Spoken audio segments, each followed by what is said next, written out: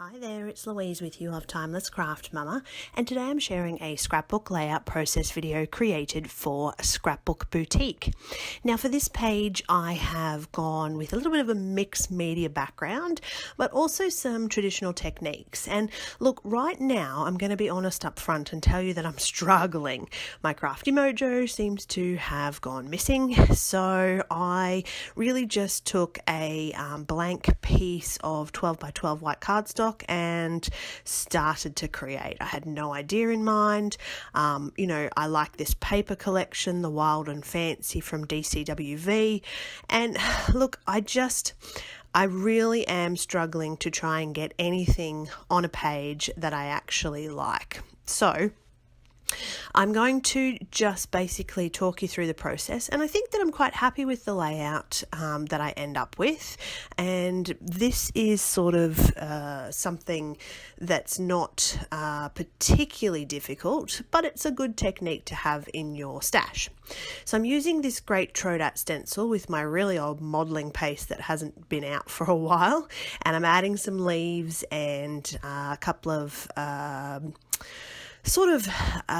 textural elements to the background is what I'm trying to spit out. And basically I've also on camera you've seen popped some clear gesso into the background. That's just to prep it for any mixed media that I might add. Now, because I'd made a little bit of a mess with the texture paste, I actually smudged a few elements around and ended up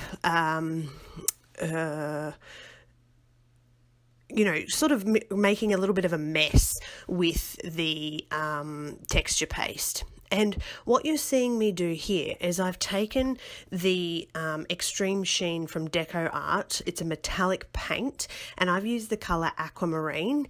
And initially that top section, I think I went a little bit heavy with the acrylic paint, and I'm just spritzing it with water and using my water pen to actually move that colour around. So what you want it to do is to settle in between the elements of texture that you've added. So that texture paste will actually rise above the colour of the acrylic paint that you use. So adding lots of water and then sponging away any excess colour will help with the that texture paste rising to the top.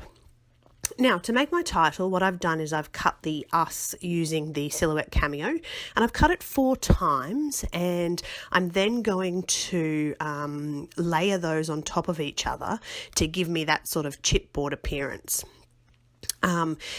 Now that I'm sort of looking at this background, I'm really happy with how that's come out. I love that sort of, I call it turquoise, but it's aquamarine on the actual bottle of acrylic paint.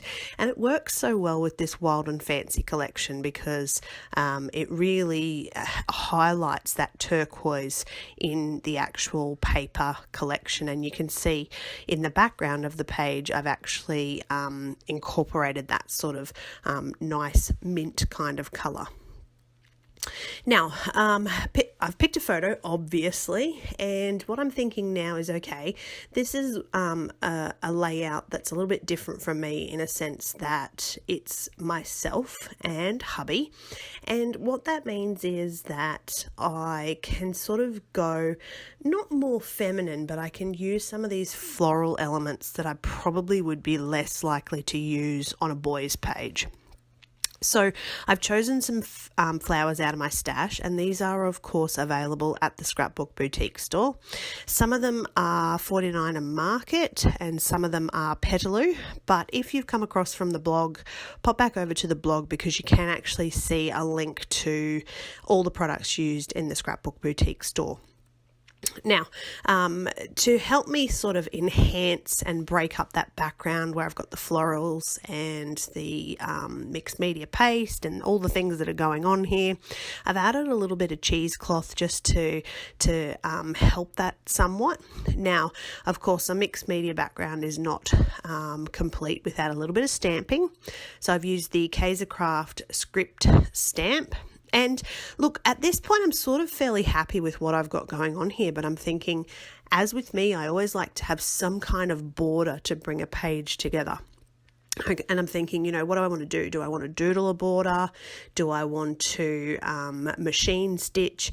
And what I end up doing is actually hand stitching. So I go ahead and actually, off camera, I didn't need to sit there for the hour or so that it took me to hand stitch. No, I'm just kidding. It didn't take that long. It only takes, like, hand stitching, once you've punched the holes, it really is quite a quick process. So, and I think it's quite effective. I love how it's brought the layout really into that frame sort of appearance. And yeah, I've done most of that off camera, as you can see. Now, the little us, in hindsight, I probably should have just cut this in black cardstock because I end up making it black.